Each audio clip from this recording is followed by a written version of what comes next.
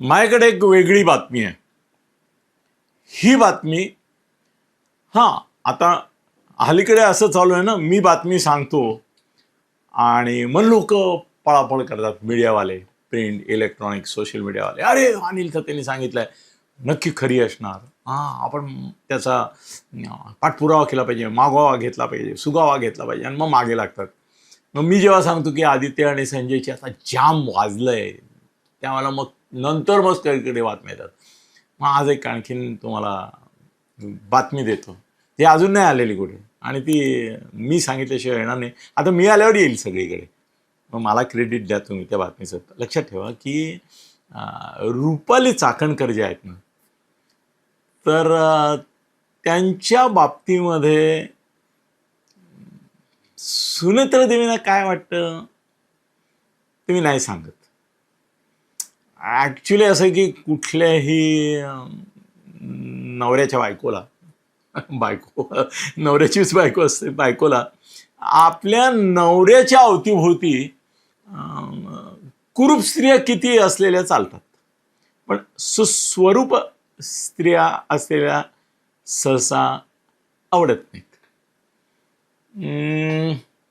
त्यांचे संबंध असलेच पाहिजेत, किंवा त्यांचं काहीतरी दृश्य अदृश्य, प्रत्यक्ष अप्रत्यक्ष, भावनिक किंवा पदसिद्ध असं काही नातं असलंच पाहिजे वगैरे, असं काही नाही. जनरल बायकांचा जो स्वभाव असतो त्यानुसार नवऱ्याच्या आसपास, मग त्या ऑफिसमध्ये जरी असल्या तरी देखील एक शंकेची पाल चुक चुक चुक चुक करत असते.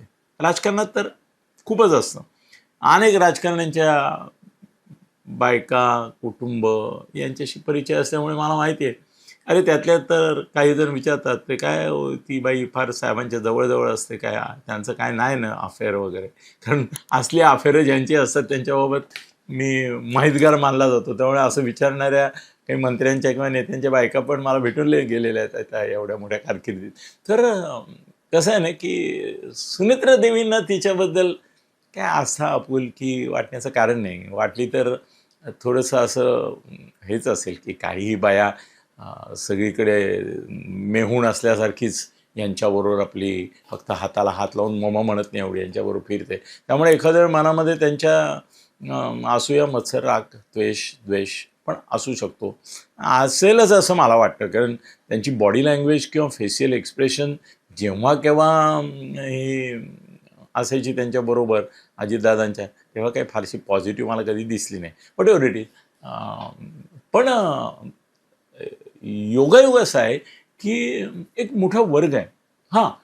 तटकरे तिचे खरं म्हणजे अजितदादांच्या पेक्षाही तटकरे सुनील आपले, ते तिचे खरे हितचिंतक, समर्थक, आणखीन काय क असतील ते लावा, आणि असे ते होते. म्हणजे चांगल्या, पवित्र, शुद्ध, कुठल्याही प्रकारचं त्याला कलंक, डाग किंवा पूर्वग्रह दूषित असं हे तुम्हाला लावू देणार नाही मी. पण मी सांगतो की जवळीक म्हणजे वैचारिक, पदसिद्ध, भावनिक, अनुयायी म्हणून, समर्थक म्हणून जर असेल तर अजितदादांपेक्षा त्यांची जवळीक ही सुनील तटकरे यांच्याशी अधिक होती. हे सगळ्यांना माहिती.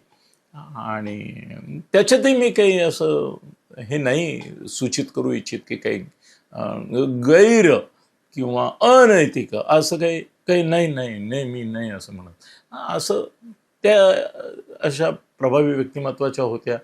आणि सध्या राजकारणामध्ये तुम्ही जर असं बघितलं तर प्रभावी व्यक्तिमत्वाच्या, आता प्रभावी असं मी म्हणत असताना त्याचा एक अर्थ काही लोक सुस्वरूप असा लावू शकतात, आणि तो लावायला माझी काही हरकत नाही. पण बऱ्याच पक्षातल्या बऱ्याच नेत्यांनी नेमलेल्या बऱ्याच पदाधिकारी महिला या किंवा निर्णय पदावर, अगदी नगरसेविका पदापासून तर ते आमदारकीपासून तर ते पक्ष संघटना अध्यक्ष, उपाध्यक्ष वगैरे वगैरे वगैरे मध्ये सुस्वरूप महिलांचा यापूर्वी कधीही राजकारणात नव्हता एवढा वावर. आणि हे दिसतोय, त्यात काही गैर नाही ना. तिच्याकडे तुम्ही ती सुस्वरूप आहे का कुरूप आहे म्हणून बघायची काही हे गरज नाही. ती कर्तबगार आहे की नाही, ती पात्र आहे का नाही, योग्य आहे का नाही, तिची क्षमता आहे का नाही, योग्यता आहे का नाही, बुद्धिमत्ता आहे का नाही, गुणवत्ता आहे का नाही, हां, याच्याकडे बघा ना. माझा तर विरोध आहे. अरे काही लोक तर हे आता मराठी टी व्ही चॅनलवर च्या ज्या वृत्तनिवेदिका असतात त्यांच्या बाबत काय काय रिमार्क मारतात. हे काय काय टी व्ही हे बघण्याचं माध्यम आहे, ते काय ऐकण्याचं माध्यम आहे का, आकाशवाणीवर पाठवा यांना, यांना इथे कुठे टी व्हीवर अँकर म्हणून दाखवता वगैरे, अशा चर्चा ऐकल्या असतील ना तुम्ही. माझं म्हणणं ते चुकीचं आहे. तुम्ही बातम्या ऐकायलाच टी व्ही बघितलं पाहिजे, बातम्या पाहायला नाही. बातम्या पहा, पण वृत्तनिवेदिका पाहण्याकरता बघत असाल तर चूक आहे, ते अनैतिक आहे, सरळ सांगतो तुम्हाला. पण सध्या तो विषय आहे चर्चेचा. अशा हिंमत करून कोणी त्याच्याविषयी बोललेलं नाही आहे. मी बोलेन एक दिवस, मला काही अँकरच्या मुलाखती घेऊन याबाबत बोलायचं आहे. आता गंमत अशी आहे की रुपाली चाकणकर यांच्याबद्दल नेते मंडळींमध्ये एक प्रकारचं अशी भावना आहे आता जे काही येत आहे त्या खरात बाबाच्या निमित्ताने त्याच्यात, की त्या आरोपी नाही होऊ शकत, नाही होऊ शकत. त्या खरं म्हणजे त्यांनी फिर्यादी असायला हवं. आत्ता एक फडणवीसांकडून त्यांना सूचना केली गेली, मी पॉझिटिव्हली बोलतो, केली गेली, की त्याने असं सांगितलं की हे सगळं प्रकरण आहे ते खरात आता टार्गेट झाला आहे, पण मुळामध्ये खरातला टार्गेट करण्याच्या आधी तुमचे सगळे राजकीय विरोधक, स्पर्धक किंवा तुमच्यावर जळणारे वगैरे, जळणाऱ्या वगैरे वगैरे यांना मुळामध्ये खरातचं काय होतं याच्यामध्ये इंटरेस्ट नव्हता, नंतर आला. त्यांना मुळात तुम्हाला महिला आयोगाच्या अध्यक्षपदावरून हाकलवायचं होतं.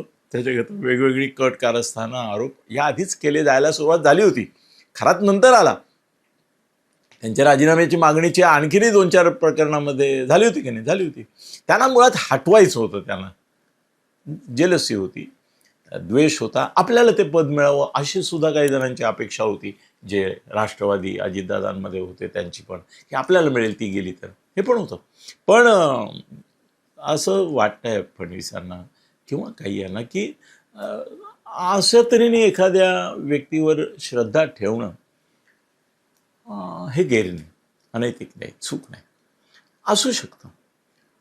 आणि मला विचाराल तर बाबा बुवा महाराज, महंत, स्वामी, ज्योतिषी हे जे क्षेत्र आहे त्या क्षेत्राशी माझा जो परिचय आहे, संबंध आहे, अनेकांशी स्नेहसंबंध आहेत, ऋणानुबंध आहेत. जयंत साळगावकरांसारखा दिग्गज ज्योतिषी माझे मित्र होते, आणखीनही अनेक ज्योतिषी माझे मित्र आहेत, अनेक बाबा बुवा स्वामी महाराज ज्यांचे खूप मोठे प्रॉपर्टीज आहे, काहीतरी हजारो कोटीच्या प्रॉपर्टी असलेले पण आहेत, त्यांच्याशी पण माझा अगदी त्यांच्या त्या इनर सर्कलपर्यंत माझा संबंध आहे, किंवा त्यांचेही मन, विचार, त्यांच्या जीवनाच्या संदर्भामध्ये खूप माहिती आहे. तर असं काही एखाद्या बाबाबुवावर श्रद्धा ठेवणं हा अपराध नाही हो. असं कायद्याने मनाई आहे का आपल्याकडे? अंधश्रद्धेला मनाई आहे, श्रद्धेला मनाई नाही आहे. आणि हिंदुस्थान हा श्रद्धावान देश आहे, होय की नाही? आपल्या इथे अरे सिंहस्थामध्ये कुंभमेळा हे ते जे सगळं आहे त्याच्यामध्ये जे लाखो साधू येत आहेत, ते येतात. तो कोण साधू आहे, कुठला आहे, कुठला आखाड्याचा आहे, त्याची विचारसरणी काय, त्याचं जीवन काय, तो काय जगतो, तो गांजा पितो, काय करतो, ते काय वगैरे काही माहीत नसताना लोक दे धनाधन, दे धनाधन, धनाधन पाया पडतात, त्याला मानतात, त्याच्यावर नवस बोलतात. अरे दगडाला देव मानणारा हा देश आहे, तर माणसाला मानतात यात काय आवश्यक आहे? चूक आहे तेच नाही ना. मी तुम्हाला कुठल्याही मोठ्या माणसाचं नाव घ्या, एक शरद पवार सोडा, त्या माणसाच्या जीवनामध्ये असलेला ज्योतिषी, बाबा बुवा महाराज, संत, महंत, सत्पुरुष एक 2 ते 3 मिनिटात सांगू शकतो. कोणताही. शरद पवार अपवाद आहे फक्त. आमचा जितेंद्र देखील अवॉर्ड, तुम्हाला वाटत असेल ना तो आता सेक्युलर आहे वगैरे म्हणून तो काय श्रद्धा वगैरे नाही का त्याच्याकडे? सोडा, त्याच्या घरात जा, त्याच्या घरात देवार आहे. आणि हिंदू देवळांसाठी त्याने काय केलं याच्यावर वेगळा व्हिडिओ मी करू शकतो. तो कुठले, त्याचे वडील कुठल्या महाराजांचे, सत्पुरुषाचे भक्त होते याच्यावर मी पुस्तक दाखवू शकतो तुम्हाला. ते सोडा, असं श्रद्धा बाळगणं हा काही गुन्हा नाही आहे. आणि श्रद्धा बाळगली आणि ज्याला देव मानला तो दगड निघाला, तर मानणाऱ्याचा दोष नाही आहे, तो भाव तोची देव असं आपण म्हणतो. त्यामुळे फडणवीसांना सुद्धा असं वाटतं की रुपाली चाकणकरांचा या सगळ्या ह्याच्यामध्ये बळी दिला गेला. तर त्यांना एक असं वाटलं की मुळात फोकस त्यांच्यावर होतं, तो आता खरात बाबावर गेला आणि तो खरात बाबा फारच सडलेला निघाला, किडलेला निघाला, फारच सडलेला किडलेला निघाला. म्हणजे त्याचा मुखवटा काय होता आणि आतला चेहरा किती भेसूर आणि भयानक होता हे आता उजेडात येत आहे. तुम्हाला काय वाटतं, रुपाली चाकणकरांना हे सगळ्याची कल्पना असेल?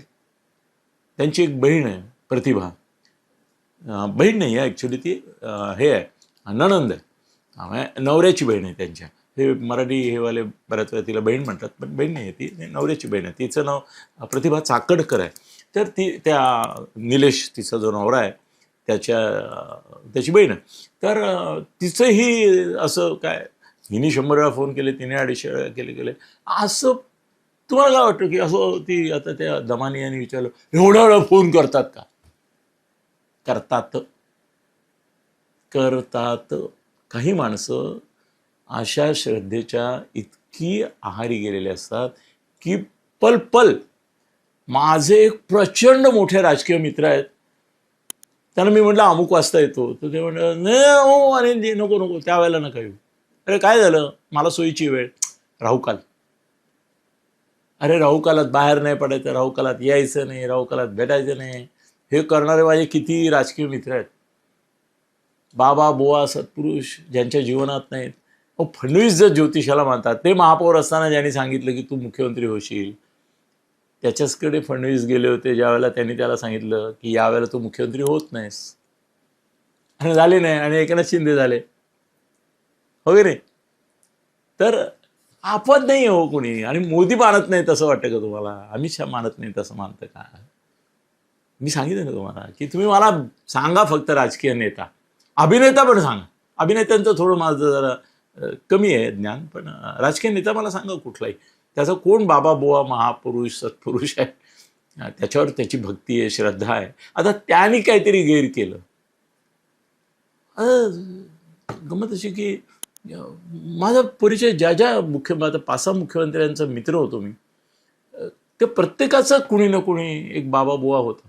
आमचे शंकरराव चव्हाण, सत्यसाई बाबा म्हणजे त्यांच्यासाठी परमेश्वर होते ना. अशोकला पण आहे, अशोक चव्हाणचं पण परमेश्वर मानायचा त्यांना.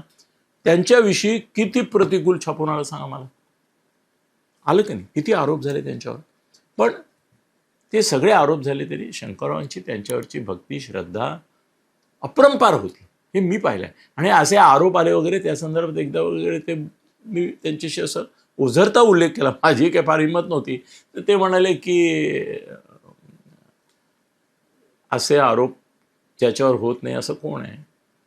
अरे देवांचे अवतार सुटले नाहीत आरोपांमधून, रामकृष्णही सुटले नाही, तरी ही तर माणसं आहेत. ती देव माणसं असली तरी त्यांना याच्यातून सुटका नाही. आता देव माणसं आणि दानव माणसं, देव माणूस म्हणून दानव निघाला वगैरे असे प्रकार होतात, त्याला काय करणार? आता चंद्रास्वामी तांत्रिक, जैन साळगावकरांबरोबर मी त्याच्याकडे गेलेलो आहे, त्याचं सगळं तंत्रविद्या मी समोरासमोर पाहिलेली आहे. आणि तुम्हाला मी तंत्रविद्येबद्दल जर सांगायला बसलो ना, तर तुम्ही अक्षरशः वेडे होऊन जाल, इतक्या गोष्टी मला माहिती आहेत. आणि ते काय ना, मी आता हल्ली त्या विषयावर फारसं बोलत नाही, कारण हे अंधश्रद्धेचे कायदे ते कोण कुठे लागू करेल काय सांगता येत नाही. ते म्हणते तुम्ही अंधश्रद्धेला खतपाणी घातलं, म्हणून मी मला पाहिलेले आलेले अनुभव सुद्धा हल्ली शेअर करणं बंद करून टाकलं. पण ठाण्यामधला सगळ्यात मोठा तांत्रिक कोण होता? माझा मित्रच होता, माहित नाही तुम्हाला? तुम्ही एकनाथ शिंदे त्या अशोक खरातला भेटला आणि काहीतरी तो तांत्रिक आहे म्हणून त्याच्याबद्दल त्याला श्रद्धा वाटली, आदर वाटला, आपुलकी वाटली. त्याचा उगम नाही शोधलात तुम्ही. उगम कशात आहे? हा तो नालायक निघाला, आता नाही ठेवणार. एकदा कळलं की तो नालायक आहे, हरामखोर आहे, फुल्या आता एकनाथ शिंदे हे सगळं एक्सपोज झाल्यावर फुले मारतील, पण आम्हाला काय काहीतरी एक्सपोजर होईस्तोवर त्याचं बिंग फुटेपर्यंत आमच्या धार्मिक श्रद्धेच्या भिंगातून तो काही हे नसतो, हो की नाही? तर त्यामुळे ठाण्यातला सगळ्यात मोठा तांत्रिक कोण? माझा मित्र आणि एकनाथ शिंदेचा गुरु कोण? हवा आनंद दिघे. आनंद इतका दुसरा मोठा तांत्रिक मी जर कोणी पाहिला असेल, हां, जयंत साळगावकरही तांत्रिक होते, ज्योतिषी होते, तरी तांत्रिक होते. त्यांनी मला सांगितलं, मी तुम्हाला सांगितलं होतं ना किस्सा, की त्यांच्यावर करणी केली कोणीतरी. पहाटे 3:30ला त्यांना जाग आली, त्यांना जाणवलं की आपल्यावर करणी होतीये. ती कोण करताय, कुठून करताय, का करताय, कोणाच्या सांगण्यावरून करताय कळलं. त्यांनी ती करणी उलटवली आणि ज्याने ती केली होती त्याला सांगितलं की सकाळी फोन करून चिपळूणला चौकशी कर, तुझा ज्याला तू करणी करायला सांगितली होती ना त्याचा मृत्यू झालेला आहे. आणि साळगावकरांनी, जयंत साळगावकरांनी मला सांगितलेली गोष्ट आहे आणि मी ती त्याही वेळेला शेअर केली होती, ते हयात असताना. आता तुम्ही म्हणाला ते नाहीये, पण ते हयात असताना मी शेअर केली होती, त्याची चर्चा झाली होती. अशी हे उलटवता येते की नाही, तुलटवता येतं की नाही, त्याच्या संदर्भात मी आणखीन पण एक उल्लेख केला होता की एका ठाण्याच्या नेत्याने, राजकीय नेत्याने आणखीन एका नेत्यावर करणी केली आणि ती उलटली आणि तो कसा हाल होऊन मेला, सांगितलं होतं ना तुम्हाला. तो विषय विश्वासाचा आहे, ते श्रद्धा अंधश्रद्धा मार्गडीत मला पडायचं नाही, अनुभवाचा भाग आहे ज्याच्या त्याचा. त्यामुळे मी अंधश्रद्धावाल्यांची काय म्हणतात त्याला हे करतो की ठीक आहे, तुम्ही अंधश्रद्धा निर्मूलनाचं काम करताय ते चांगलं आहे. त्यामुळे असे बाबा उजेडात येतात, प्रकाशात येतात, एक्सपोज होतात, चांगलं आहे, ते काम करा तुम्ही. पण ठाण्यामधला सगळ्यात मोठा तांत्रिक विद्यातला महागुरू होता. त्याची सगळी उत्तर रात्र त्याची तांत्रिक साधनमध्ये जायची. अरे त्राटक करणारा माणूस होता. मी मध्ये एकदा तुम्हाला बोलताना सांगितलं होतं की माझा एक मित्र आहे, तो सकाळी 6 वाजता एका त्र्यंबकेश्वरच्या पाषाणावर जाऊन बसतो आणि सूर्याकडे बघतो.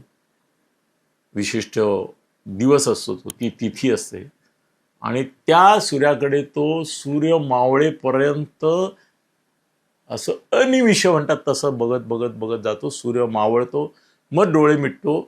तो 24 तास त्यानंतर डोळे बंद ठेवतो, डोळ्याला पट्टी बांधलेली असते त्याच्या.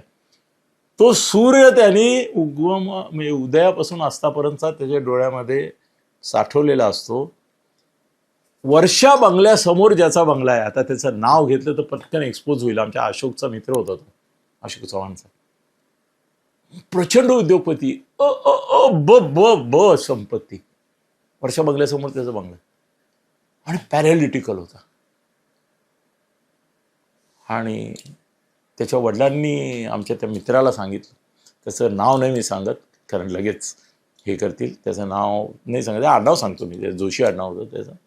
आजही येत ते माझे मित्र आहेत आणि आमचं एक 3-4 महिन्यांनी बोलणं होतं. ते आले इथे तर आवर्जून मला भेटतात.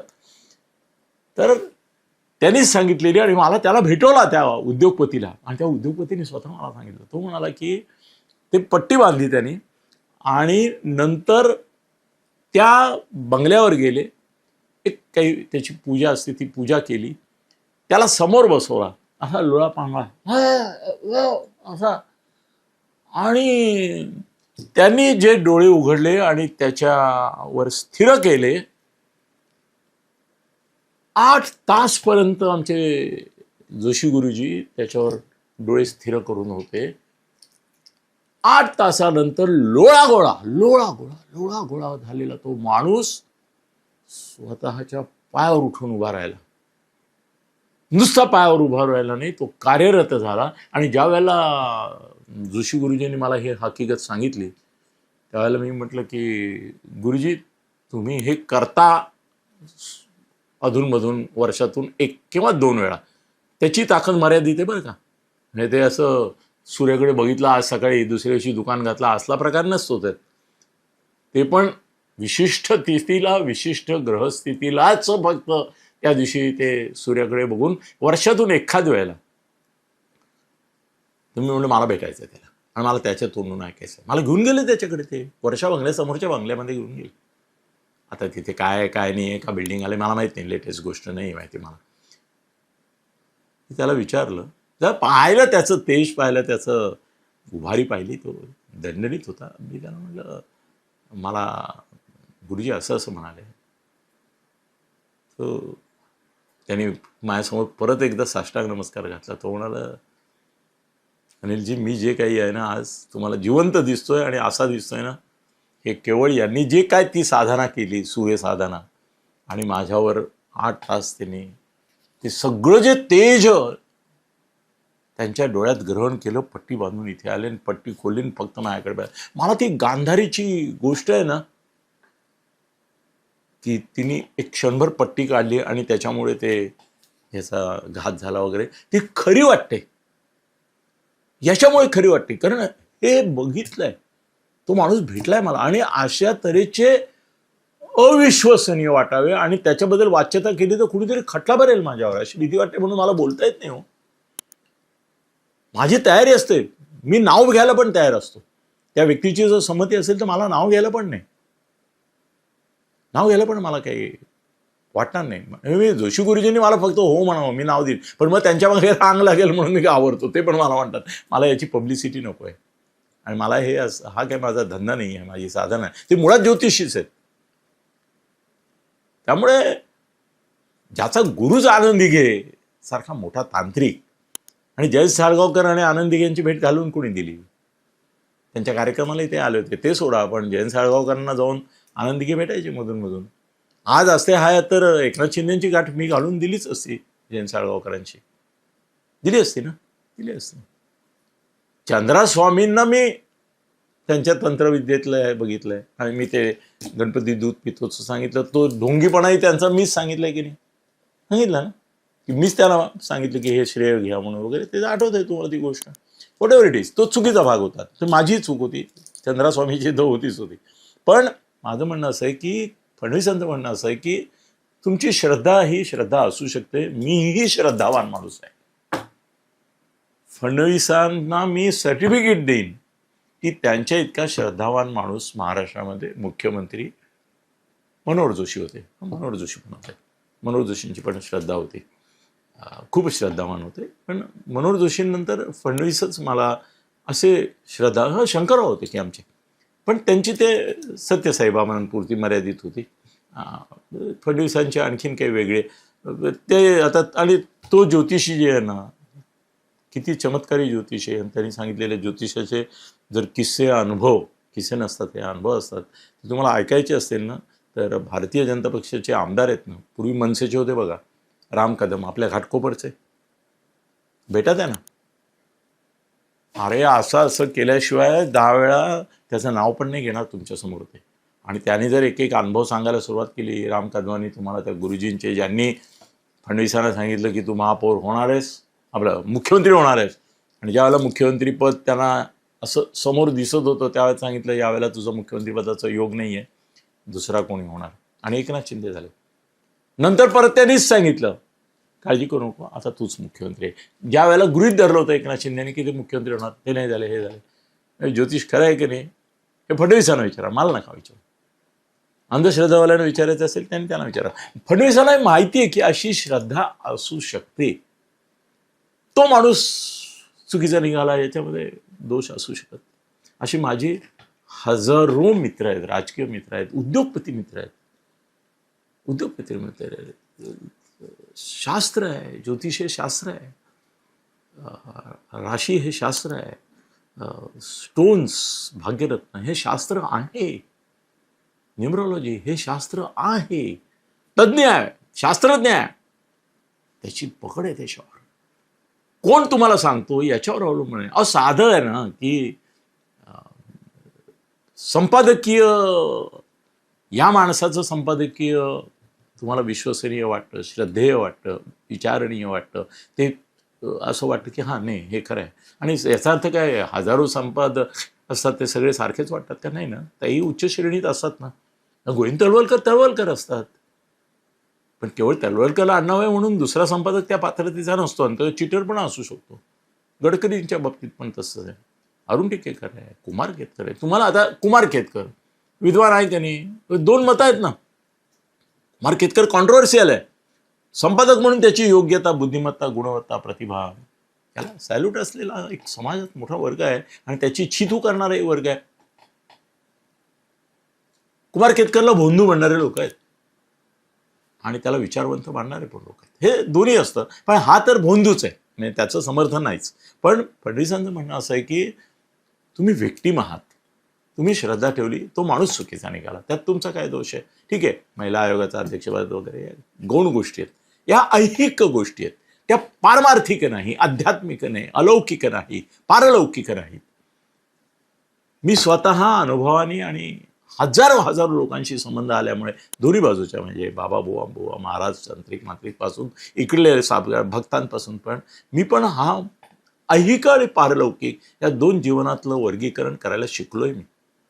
मी शिकलोय आणि म्हणून तुम्हाला मी अधिकारवाणीने सांगतो की आध्यात्मिक, पारलौकिक, पारमार्थिक अशा संदर्भामध्ये रुपाली चाकणकर त्या माणसाकडे एका विशिष्ट दृष्टिकोनातून, भूमिकेतून बघत होता, श्रद्धेय मानत होता. तो त्या लायकीचा निघाला नाही, यात त्यांची चूक नाही. ठीक आहे, हे काय ना, महिला आयोगाच्या अध्यक्ष म्हणून काही त्या जन्माला आल्या नव्हत्या. हा अपवाद होता, आता तात्कालिक होतो.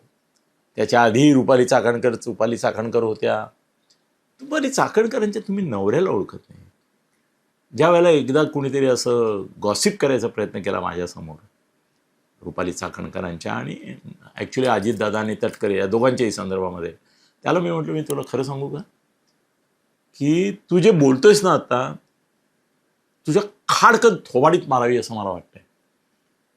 याचं कारण रुपाली चाकणकरांचा नवरा निलेश चाकणकर काय आहे, कसा आहे, त्यांचे संबंध कसे आहेत परस्परांचे, त्यांचं वैवाहिक जीवन कसं आहे, प्रेमजीवन कसं आहे, याची तुला शिवी हासडली म्हणल्या माहिती आहे का काही?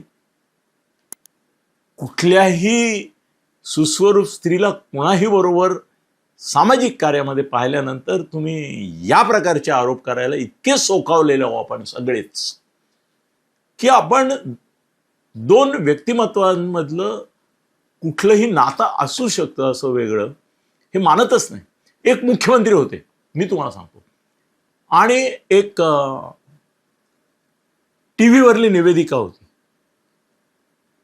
मला सगळेजण तिचं नाव घेऊन मला असं सांगायचे की अरे ही TV वरली निवेदिका आहे ना, अमुक अमुक, तिचं तुझ्या त्या मुख्यमंत्री मित्रांशी माहिती आहे का, ती नेहमी त्यांच्या बंगल्यावर आलेली दिसते वगैरे वगैरे वगैरे बोलायचे. मला तेव्हा पण एवढा राग यायचा. याचं कारण असं आहे की त्या TVच्या निवेदिकेला, तिचं नाव खरं म्हणजे मी आता ती वारली बिचारी, त्यामुळे मी सांगत नाही आहे आणि त्याला एक वळण लागेल, कारण मला आता त्या फॅमिलीची लेटेस्ट सिच्युएशन माहीत नाही, तिची मुलं बाळं काय आहेत, नवरा पण आहे की नाही माहिती नाही.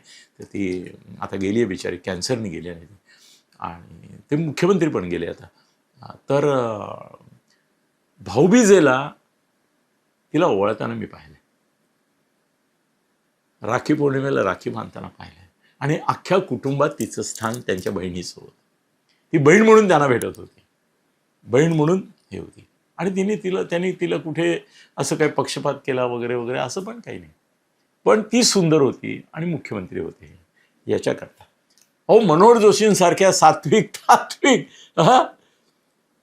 ज्या माणसाच्या संदर्भामध्ये कुटुंब वत्सल शिवाय दुसरा शब्द तुम्ही वापरू शकत नाही, त्या मनोहर जोशींना देखील शिवसेनेचाच एका आमदार बाईवरून बदनाम करताना मी पाहिलेलं आहे. हे राजकारणात घडतं. बघा, दादरमधल्या आजच्या शिवसैनिकांना विचारा की मनोहर जोशींची एका महिला आमदार आधी नगरसेविका होती, तिच्यावरून बदनामी करायची की नाही लोक? वाटेल ते बोलायचे, काही आहे की नाही, व्हॉट एव्हर इट इज. फडणवीसांनी त्यांना सांगितलं की तुम्ही ॲक्च्युली माफीचे साक्षीदार व्हा आणि या सगळ्या याच्याबद्दल एक्सपोज करा. तर त्या म्हणाले मी नाही होणार. पहिली तर एकदम मी जे काय केलं ते श्रद्धेने केलं, आणि दुसरी अशी गोष्ट आहे की मला माहितीच नव्हतं काही. माफीचा साक्षीदार तो माणूस होतो की जो त्या पापात गुन्ह्यात सहभागी असतो, पण पश्चाताप किंवा परिस्थिती वशात तो असं म्हणतो की हो मी याच्याबरोबर सहभागी होतो, पण मी आता पस्तावलोय, तर याची हे एक्सपोज करणं हे माझं काम आहे आणि म्हणून मी सरकारला मदत करायला तयार आहे. ही चर्चा झाली फडणवीसांशी, त्यांची चर्चा झाली ज्यावेळी त्यांनी सांगितलं की एवढा तुमच्यावर आपत्ती कोसळली, एवढं तुमच्यावर संकट कोसळलंय, तर तुम्ही माफीच्या साक्षीदार म्हणून या. तर त्यांनी सांगितलं नाही, पहिली गोष्ट मला हे माहिती नव्हतं, मला खरंच माहीत नव्हतं आणि असं कळत नाही. असं आहे, रुपाली चाकणकर या सुद्धा त्यांचं व्यक्तिमत्व जे आहे ते व्यक्तिमत्व पाहिल्यानंतर तुम्हाला ही बाई मोकळेपणाने बोलतो, स्पष्टपणाने बोलतो, ही एक चालू बाई आहे असं दुरान्वयाने कधी वाटलं का? एक लक्षात ठेवा, अहो तुम्हाला आता काय सांगू, ज्योतिषांना काय काय काय. एकदा जयंत साळगावकरांकडे एक बाई आल्या आणि अर्थात त्यांच्याकडे असं कोणी जर आलं, अपॉइंटमेंट घेऊन आलं, तर मला ते सांगायचे की अनिल बाहेर बस. बसायचो, अनिल कुमार म्हणायचे, मला बाहेर बसा. मी बाहेर बसायचो. तर त्यांचं काय असेल चर्चा करून वगैरे वगैरे ते झालं की मग मला परत बोलवायचं साळगावकर. तर ती बाई गेली आणि तिचं व्यक्तिमत्व इतकं धारदार वगैरे वगैरे होतं की मी म्हटलं कसल्या तेजस्विनी येतो या. साळगावकरांचं एक विशिष्ट हास्य, साळगावकर तुम्ही भेटला असाल कधी आयुष्यामध्ये किंवा बघितलं असेल वगैरे, ते एक मोठं मिस्किल हास्य त्यांच्या चेहऱ्यावर असायचं. त्यांच्या संदर्भातले काही अनुभव मी शेअर केले तर परत ते अंधश्रद्धावाले काय म्हणतील मला भीती वाटते. पण मी तुम्हाला खरंच सांगतो तो तुम्हाला की साळगावकरांवर ज्यांची श्रद्धा होती अशा माझ्यासारख्या कितीतरी लोकांना त्यांच्या स्थानी गणपतीचं, साक्षात श्री गणेशाचं अस्तित्व, तत्व, स्वरूप, रूप जाणवल्याचे अनुभव आहेत. आता हे ज्यांना नाहीत ते खोटेच म्हणणार, आरोप करतील ना, अरे काय आता ते गेलेले आहेत, ते जिवंत असताना मी हे बोलले असतो ना तर नक्की म्हणाले असे याचा स्वार्थ आहे. आता ते गेलेले आहेत, त्यामुळे मी जर म्हटलं की त्यांच्या जागी मला ओंकार स्वरूप दिसलं त्यांच्याशी बोलताना, त्यांच्याशी तल्लीन होऊन, एकाग्र होऊन त्यांच्याकडे बघत असताना, तर ते आज कदाचित मला माफ करतील हे अंधश्रद्धावाले. पण त्यांनी मला सांगितलं की अनिल, पत्रिका कधी खोटं नाही बोलत. हे अनुभव ऐकण्यासारखे असतात, मला तुम्ही वेळ द्या, ऐका तुम्ही, हे तुम्हाला दुसरीकडे मिळणार नाही. ते म्हणाले अनिल लक्षात ठेव, पत्रिका कधी खोटं बोलत नाही आणि ज्याला पत्रिका खरंच समजते त्याच्या पुढे खरं खोटं सिद्ध झाल्याशिवाय राहत. ते म्हणाले ही बाई तिच्या नवऱ्याच्या बाहेर खालीपणाबद्दल तक्रार घेऊन आली. आता असं ज्योतिषाने शेअर करणं योग्य आहे की नाही, मी त्यांच्या म्हणजे त्यांचा मुलासारखं नातं होतं, त्यामुळे आमचं मोकळेपणा होता आमच्यामध्ये, आम्ही खूप गोष्टी शेअर करायचो आणि मी ते काही बाहेर वाच्यता करत नव्हतं. आणि मी तुम्हाला कुठे बाईचं नाव कुठे सांगितलं, ते नाव सांगितलं आणि ती अभिनेत्री होती आणि काय होती वगैरे सांगितलं तर तुम्ही तर मग फटकेच खायचे कारण तिचे आहेत अजून. तर ते म्हणाले अनिल ती नवऱ्याच्या बाहेर खेळपणाबद्दल तक्रार करायला आली होती आणि नवऱ्याची पत्रिका घेऊन आली होती, स्वतःची घेऊन आली होती आणि म्हणाली काय याच्यामध्ये काय आहे. तर ते म्हणे मला असं दिसत होतं की तिच्या नवऱ्याच्या बाहेरखेलीपणाचा तिचा आरोप एकदम बरोबर होता. मी तिला सांगितलं की त्याची पत्रिका जी आहे ती अशी परस्त्री धार्जिणी आहे आणि परस्त्री संबंधाशी संबंधित आहे. पण तिची पत्रिका पाहताना माझं असं लक्षात आलं की आतापर्यंत हिचे किमान 8 ते 10 पुरुषांशी संबंध आलेले आहेत. काय सांगताय साळगावकरजी, काय सांगताय? त्यामुळे हो, पत्रिकेत कळतं. लोक पत्रिका लग्न जमवताना हे करताना फक्त ते गुण जुळवत बसतात. जो बाप माणूस असेल, खरा ज्योतिषी, खरा तर त्याच्यातही बोंदू साले फार पुसले, 90% बोंदू घुसलेत राव. पण खरा ज्योतिषी असेल ना तर त्याला या स्त्रीचे किंवा या पुरुषाचे किती लोकांशी संबंध आले हे सुद्धा कळतं, कशा प्रकारचे आले ते सुद्धा कळतं, कोणत्या दर्जाचे आले हे सुद्धा कळतं. लोक भाबडेपणाने मी नाही सांगत असं कोणाला की हे पण तपासून घ्या, कारण साले 90% ज्योतिषी आजकाल भोंदू असतात. ते असं झालं तर मग आणखी एक खराच जन्माला यायचा, असं काहीतरी सांगायचं आणि पैसे काढायचं हो की तुमच्या मुलीच्या याच्यात याचा रोग आहे वगैरे वगैरे. ते जाऊ दे, म्हणून मी त्या भानगडीत पडत नाही. पण ते पण कळतं ज्योतिषांना, खरा ज्योतिषी 100% 52 कशी सोन्यासारखा आमच्या जयंत साळगावकरांसारखा ज्योतिषी असेल. तंत्रविद्येमध्ये आनंद दिघेचं तोड नव्हती हो. साळगावकरांनी मला एकदा सांगितलं होतं, अनिल हा गुरुयोग्यतेचा माणूस आहे तंत्रविद्येमध्ये. यापूर्वी त्यांनी हे वाक्य मला फक्त चंद्रास्वामींबद्दल सांगितलं होतं, जे भयंकर बदनाम होते. त्याने मला सांगितलं होतं की तंत्रविद्येत या देशात नाही. स्वामी धीरेंद्र ब्रह्मचारी इंदिरा गांधी बदनाम झाल्या त्याच्याकरता, माहिती.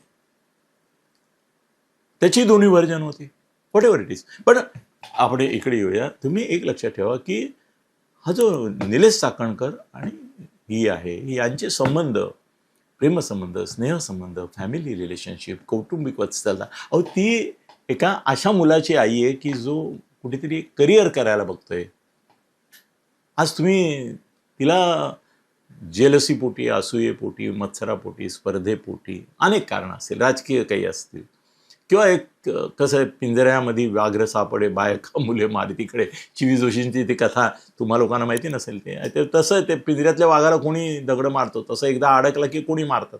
तसं तिला आता बदनाम करण्याची मोहीम चालू आहे, तिच्यावर वाटेल ते बोलतात. कोणी आवरत नाही तिला, वगैरे आवरत नाही त्या तिच्याबद्दल बोलायला. पण तिच्या मुलाची एक करिअर आहे, काही हे आहे, त्याच्या संदर्भामध्ये सुद्धा तुम्ही तिला पाहिलं तर तुम्हाला लक्षात येईल.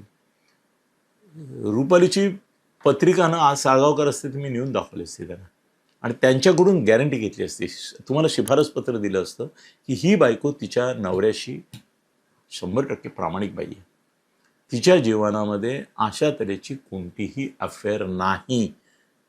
तिची पत्रिका मी कोणाला तरी दाखवली असेल की नाही, दाखवली, पण त्याच्यावर तुमचा विश्वास बसणार नाही, कारण ते नाव मोठं नाही आहे.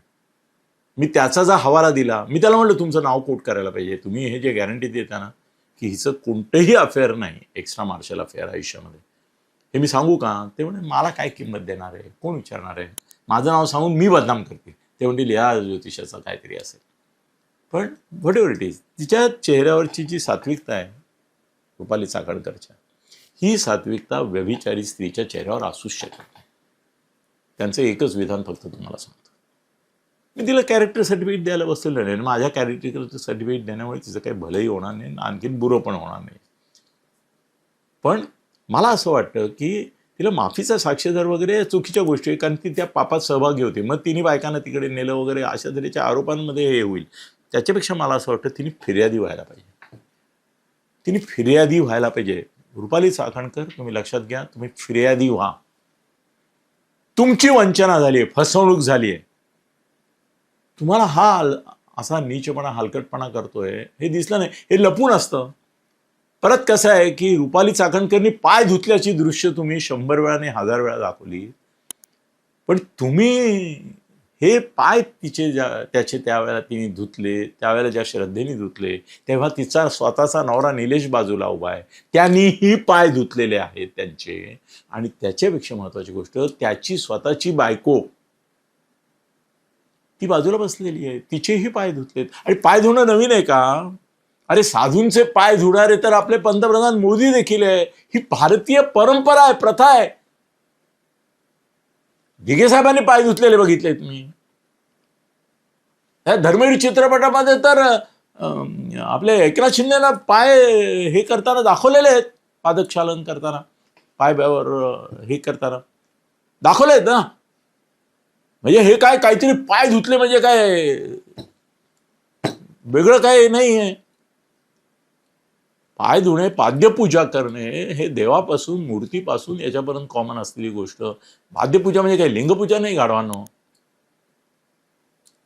काय बोलता तुम्ही, कसं बोलता? मी काय बाजूबिजू घेत नाही आहे, पण तुम्हाला एकच सांगतो की त्यांनी व्हायचं ना तर फिर्यादी व्हायला पाहिजे. यांनी मी या तेजस्वी मॅडम आहेत ना सातपुते ना याच्या SITच्या, त्यांना मी सांगतो की तुम्ही आता जेव्हा केव्हा यांना बोलवाल ना रुपालीताईंना, त्यावेळेला हो मी ताई म्हणालो, रुपाली ताई म्हणालो, त्याचं कारण माझ्या मनामध्ये त्यांच्याबद्दलची जी भावना आहे ती कुठेतरी जर एखाद्या संकल्पनेत बसवायची असेल तर मी ताई म्हणेन. महाराष्ट्रामध्ये ज्यांना आदराने ताई म्हणावं अशा ज्या काही महिला नेत्या आहेत, आपण मृणालताई म्हणालो ना आयुष्यभर, म्हणालो का? का म्हणाल मृणालताई?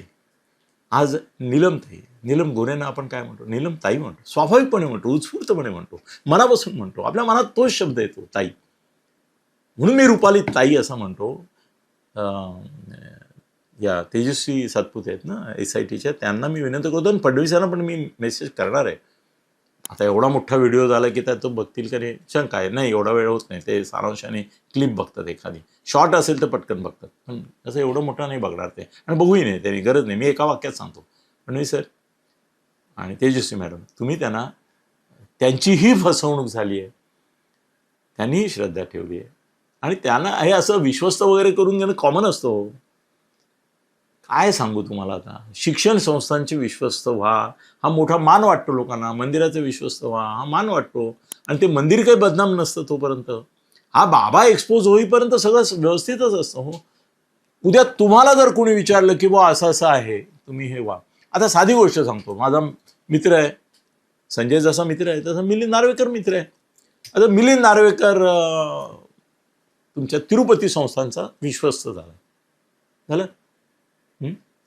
आंध्रचे मुख्यमंत्री आले होते आणि त्यांना उद्धवनी सांगितलं की बुवा मिलिंद नार्वेकर आमचे खास माणूस आहे, त्यांना व्हायचं आहे विश्वस्त तुमच्या इथे.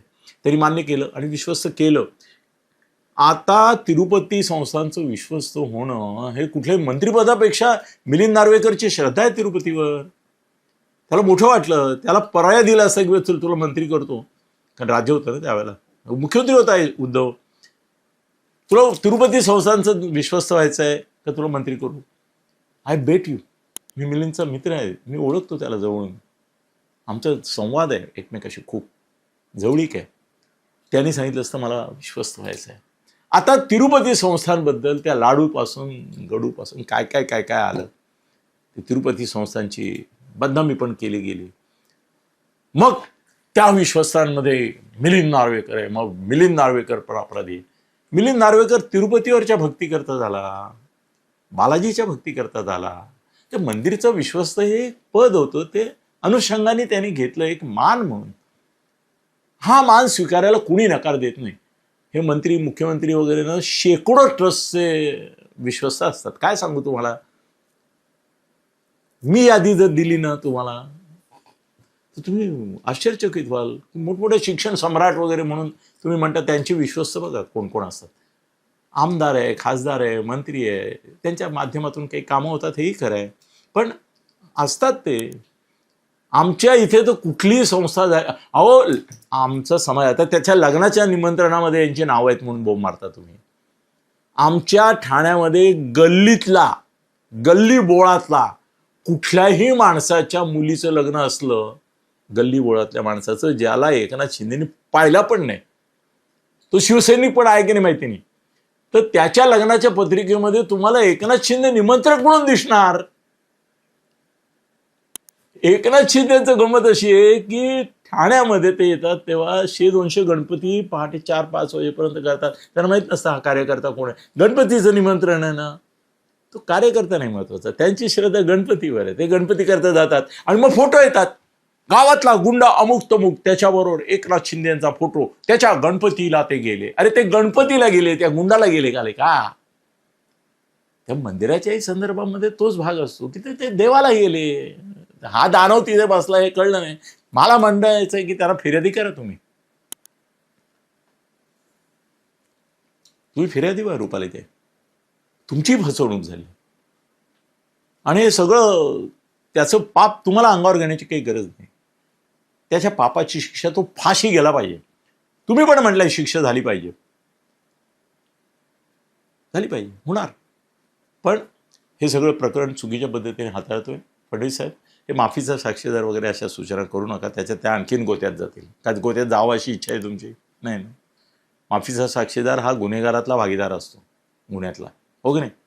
त्यांना फिर्यादी करा तुम्ही. आणि दुसरी गोष्ट अशी आहे की हा फोकस जो आहे हा तुम्ही त्या गुन्हेगारावर ठेवा आणि करा ना चौकशी. बाबा बुवा महाराज महंत हे ते. अहो महाराष्ट्रातलं एक माझं असं मोठं विधान आहे, 99%. म्हणून मी म्हणतो शरद पवार आणखीन अपवाद असतील, मला माहित नाही एखाद दुसरा असेल, 99% राजकारणी उद्योगपती होय हे कुठल्या ना कुठल्या बाबा बुवा ज्योतिषी महाराज यांच्याशी संबंधित असतातच. ते असणं हा काही कायद्याने गुन्हा नाही आहे. श्रद्धा हा गुन्हा नाही, अंधश्रद्धा गुन्हा आहे. काही वेगळ्या ह्याच्यात गेले तर ठीक आहे, मी त्याला आक्षेप समजू शकतो. पण रुपाली चाकणकरांना मी क्लीन चिट देत नाहीये, परंतु माझं म्हणणं असं आहे की त्याही व्हिक्टीम आहेत. धन्यवाद.